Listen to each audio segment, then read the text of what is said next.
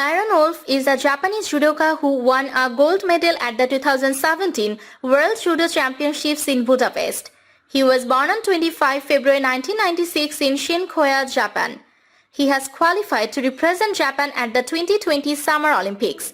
Wolf won the gold medal in the 100 kg competition at the 2020 Olympics held in Tokyo, Japan.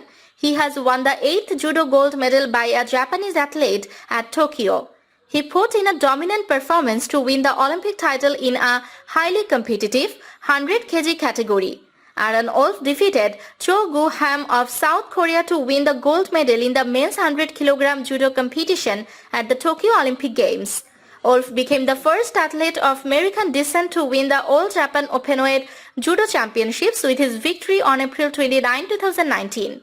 His father is American and mother Japanese, battled valiantly against a cagey but dangerous opponent, who earlier in the evening had beaten 2021 world champion Jorge Fonseca in the semi-final bout.